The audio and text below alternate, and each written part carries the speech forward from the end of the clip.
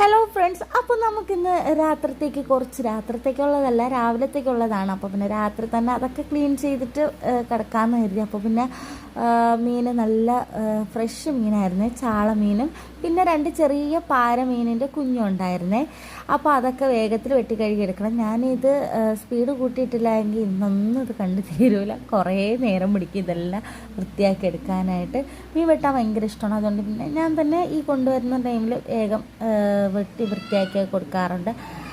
അപ്പോൾ പിന്നെ വേഗം മീനൊക്കെ വെട്ടി വൃത്തിയാക്കി എടുത്തിട്ട് പിന്നെ ഇന്ന് മുളകിട്ട് കറി വയ്ക്കാൻ വിചാരിച്ചു. ഈ മീൻ പൊരിക്കാമെന്ന് വിചാരിച്ചു. 2 എണ്ണേ ഉള്ളൂ, എന്നാലും കുഴപ്പമില്ല. അതിൻ്റെ സൈഡിൽ വന്നിരുന്നിട്ട് മോന് അത് മീനിനെ പിടിച്ച് ചട്ടിയിലാക്കണം, അതാണ് പരിപാടി.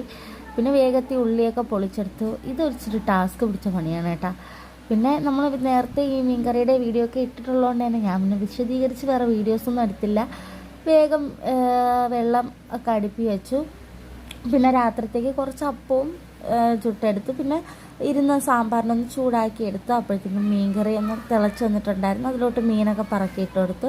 ബാലൻസ് ഇരുന്ന മീനെടുത്ത് പൊരിക്കാനായിട്ട് ഉള്ളതാണ്. അപ്പോൾ പിന്നെ അതിനെടുത്ത് ഫ്രിഡ്ജിൽ വയ്ക്കാൻ വിചാരിച്ചു, നാളെ എടുത്താൽ മതിയല്ലോ. അപ്പോൾ വെള്ളത്തിലാക്കി വെച്ചപ്പോൾ നല്ല ഫ്രഷ് ആയിട്ടിരിക്കും മീൻ. അപ്പോഴത്തേക്കും മീൻകറിയൊക്കെ നല്ല സെറ്റായിട്ട് വന്നിട്ടുണ്ടായിരുന്നേ. ഇനി നാളെ ആകുമ്പോഴത്തേക്കും ഒന്നുകൂടെ ഒന്ന് തിളപ്പിച്ച് വറ്റിച്ചെടുക്കണം. അപ്പോഴത്തേക്കും കറി സെറ്റാവും. അപ്പോൾ ബൈ.